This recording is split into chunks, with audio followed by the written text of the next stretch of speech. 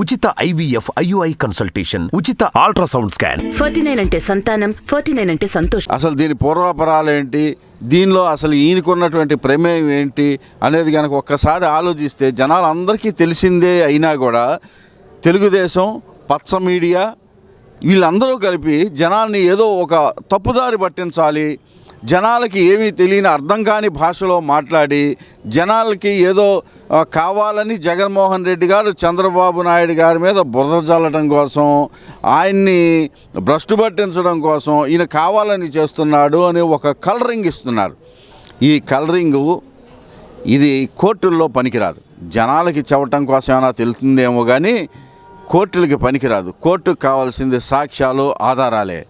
దీని ప్రకారం జనాలకి ఎన్ని చెప్పుకున్నా ఎలా చెప్పుకున్నా కానీ ఇన్నర్ రింగ్ రోడ్డు స్కామ్ అనేది ఇది కొన్ని వేల కోట్ల రూపాయలని దోచేసిన స్కాము. వీళ్ళ ఆస్తులు ఏమైతే ఉన్నాయో అసలు అమరావతి రాజధాని అనేదే ఒక స్కామ్. నూజివీడు ఒకసారి అన్నారు, గన్నవరం ఒకసారి అన్నారు, ఇంకో చోట ఎక్కడో అన్నారు. ఇవన్నిటినీ పక్కన పెట్టేసి ఎవ్వరికీ చెప్పకుండా చంద్రబాబు నాయుడు అనుయాయులు వాళ్ళ మంత్రులు ఎవరైతే ఉన్నారో వాళ్ళు మాత్రమే తెలుసుకునేలాగా ముందుగానే ఇన్సైడర్ ట్రేడింగ్ జరిపించి అక్కడ భూములు కొనిపించటం అనేదే ఒక స్కాము, ఒక దోపిడీ, ఒక దొంగతనం. మళ్ళీ దానిలో ఇన్నర్ రింగ్ రోడ్ అని చెప్పి ఒక రోడ్డుకి ఒక అలైన్మెంట్ ఇస్తే ఆ అలైన్మెంట్ని మార్చి అప్పటికే 600 కోట్ల రూపాయలు అలైన్మెంట్ కోసం డబ్బులు ఖర్చు పెట్టేశారు.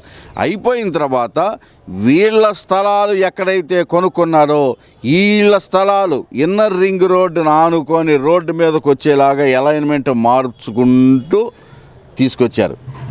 ఇది ఎంత దారుణం, దోపిడీ, దుర్మార్గం అని అంటే ఈ అందరికీ మీకు గతంలో చంద్రబాబు నాయుడు గారే విమర్శించింది ఏంటి, హైదరాబాద్ ఔటర్ రింగ్ రోడ్డు కట్టారు.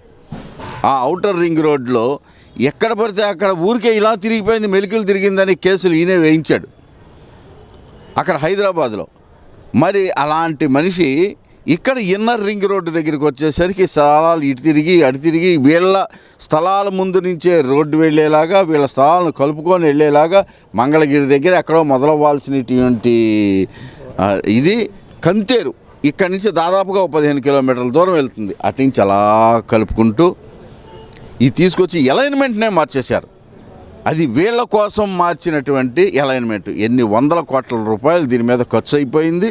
మళ్ళీ దాని మీద ఇప్పుడు లోకేష్ బాబు ఏమంటాడంటే అసలు ఇన్నర్ రింగ్ రోడ్డే లేదు, కన్స్ట్రక్షనే లేదు, ఏమీ లేకుండా స్కామ్ అంటారేంటి, అసలు కట్టలేదు కదా అంటాడు.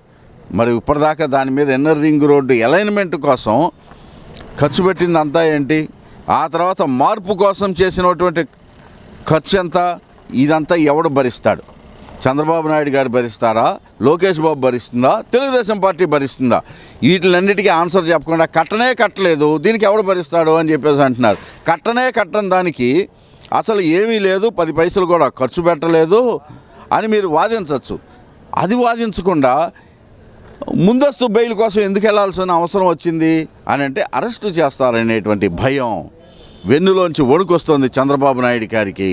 అరెస్ట్ అంటే ఆ 52 రోజుల పాటు లోపల కూర్చొని ఆ తర్వాత ఆరోగ్య కారణాలు చూపించి బయటకు వచ్చినప్పుడు ఆ జైలు జీవితం అనేది ఏంటో ఆయనకి భయం తెప్పిస్తుంది. మళ్ళీ ఇంకోసారి ఈ కేసు ఆ కేసు, ఎందుకనంటే ఏది ముట్టుకున్నా కేసే అయింది. అటువంటి పరిస్థితులు ఉన్నాయి కనుక ఈ కేసులో ఈయన శిక్ష పడటం అనేది ఖాయం. దీనిలో సమస్య లేదు. ఈ రకంగా మొన్న దాదాపు 60 రోజుల తర్వాత ఆయనకి బెయిల్ వచ్చింది. ఇప్పుడు కూడా అరెస్టు చేయకుండా ఉండటం కోసం మాత్రమే ముందస్తు బెయిల్ కోసం వెళ్ళారు. అప్పటిదాకా ఏంటో పూర్వాపరాలు తెలుసుకోవటం కోసం జడ్జి గారు ఆ అవకాశం ఇచ్చారు. ఎందుకంటే ఎన్ని వందల వేల కోట్ల రూపాయలు ముడుపులు అందుకోవటం, ఖర్చు పెట్టుకోవటం అనేది జరిగింది. దీనిలో చాలామంది తెలుగుదేశం పార్టీ వాళ్ళు ఇన్వాల్వ్ అయి ఉన్నారు. కొన్ని వేల మందివి ఇంకో చోట నుంచి వెళ్లాల్సినటువంటి రోడ్డు వీళ్ళ ఇంటి ముందు నుంచి నడుపుకుంటున్నారు అని అంటే ఆ భూములకి విలువ కోల్పోయేలా చేశారు. వీళ్ళ ఈ విలువని, వీళ్ళ స్థలాలకు సంబంధించిన ల్యాండ్ విలువని పెంచుకునేలా చేయటం ఇది కూడా కుంభకోణమే. సో ఇదంతా చిన్న వేల మందిని ముంచేసిన స్కామ్ ఇది.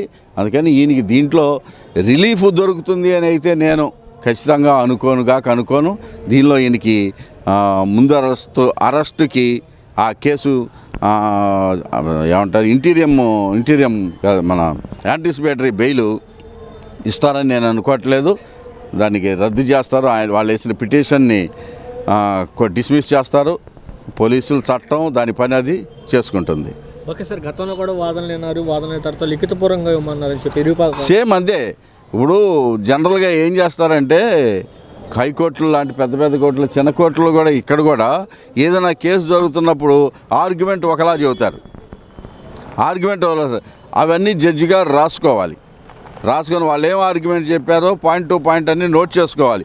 ఒకటి రెండు ఏదన్నా పొరపాటున నోట్ చేసుకోకపోతే దొరకపోతే దీన్ని బేస్ చేసుకొని జడ్జిమెంట్ చెప్పేటప్పుడు ఈ పాయింట్ అక్కడ రిఫ్లెక్ట్ అవ్వదు. అటువంటి సందర్భాల్లో మన ఈ ఎవిడెన్స్ని రికార్డెడ్ ఎవిడెన్స్ దాంట్లో అక్కడ పెట్టమని చెప్పేసి అంటారు. సో అట్లాగా హైకోర్టు, సుప్రీంకోర్టుల్లో దాన్ని అలాగే పెడతారు. ఇక్కడ కూడా కింద కోర్టుల్లో కూడా రిటర్న్ ఆర్గ్యుమెంట్స్ ఫైల్ చేయమంటారు. ఫైల్ చేస్తారు, కానీ ఇది సహజం. దానిలో రిటర్న్ ఆర్గ్యుమెంట్స్ ఇవ్వటం అనేది అప్పుడు అంతకుముందు చెప్పినటువంటి ఆర్గ్యుమెంట్ ఏముందో దాన్నే తీసుకొచ్చి అక్కడ పెడతారు.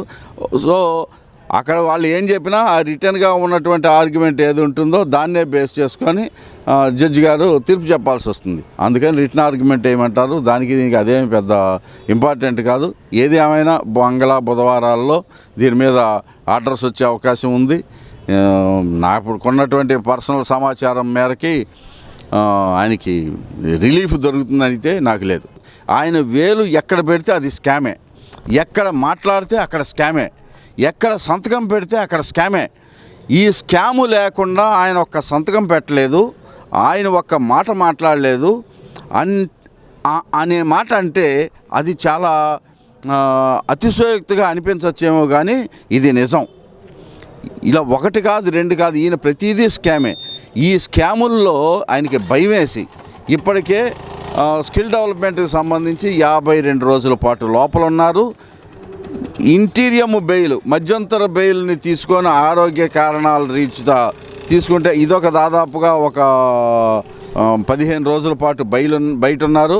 మొత్తం కలిపితే 65 రోజుల వరకు దాదాపుగా ఆయన జ్యుడిషియల్ దీనిలో ఉన్నారు. ఆ తర్వాత ఆయనకి భయం పట్టుకుంది. ఇన్నర్ రింగ్ రోడ్డు స్కామ్ ఒకటి, మన తర్వాత మన ఫైబర్ నెట్ కుంభకోణం ఒకటి, మద్యం కుంభకోణం ఒకటి, అసలు ఒకటేంటి ప్రతిదీ స్కామ్ అన్నాను కదా. అలాగే మన తాత్కాలిక కట్టడాలు, అమరావతిలో జరిగిన కట్టడాల మీద ఇన్కమ్ ట్యాక్స్ నోటీసులు, ఈయన దగ్గర పనిచేసినటువంటి పెంజాల శ్రీనివాస్ దేశం వదిలిపెట్టి పారిపోవటం, ఇంకొక ఆయన మనోజ్ వాసుదేవ్ అనే ఆయన పారిపోవటం, ఇవన్నీ ఈయన కనుసరణలోనే జరగటం, వీటిలో భయం పట్టుకుంది. మళ్ళీ ఇంకో దాంట్లో ఎక్కడ చేస్తారు, ఎలా చేస్తారు, ఇదో భయం పట్టుకుంది.